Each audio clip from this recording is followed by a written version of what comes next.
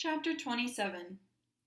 The first key slid into the first lock so smoothly that it made Rob dizzy with amazement.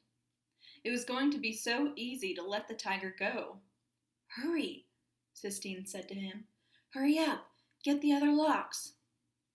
He opened the second lock and the third, and then he took them off one by one and handed them to Sistine, who laid them on the ground. "Now open the door," she said. Rob's heart pounded and fluttered in his chest. "What if he eats us?" he asked. "He won't," said Sistine. "He'll leave us alone out of gratitude. We're his emancipators." Rob flung the door wide. "Get out of the way!" he shouted, and they both jumped back from the door and waited. But the tiger ignored them.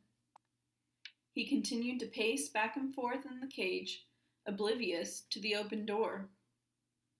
"Go on," Rob said to him. "You're free," Sistine whispered. But the tiger did not even look in the direction of the door. Sistine crept forward and grabbed hold of the cage. She shook it. "Get out!" she screamed. "Come on!" she said, turning to Rob. Help me get him out!" Rob grabbed hold of the fence and shook it. "Get!" he said. The tiger stopped pacing and turned to stare at them both clinging like monkeys to the cage.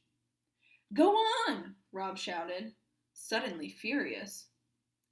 He shook the cage harder. He yelled. He put his head back and howled, and he saw the sky above them was thick with clouds, and that made him even angrier.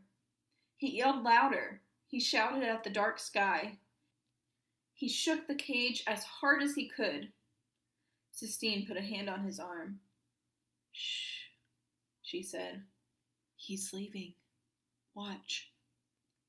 As they stared, the tiger stepped with grace and delicacy out of the cage.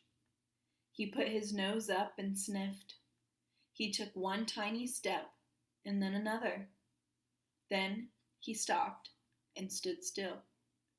Sistine clapped her hands, and the tiger turned and looked back at them both, his eyes blazing. And then he started to run. He ran so fast it looked to Rob like he was flying. His muscles moved like a river. It was hard to believe that a cage had ever contained him. It didn't seem possible.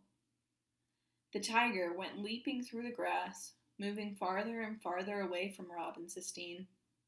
He looked like the sun, rising and setting again and again, and watching him go, Rob felt his own heart rising and falling, beating in time.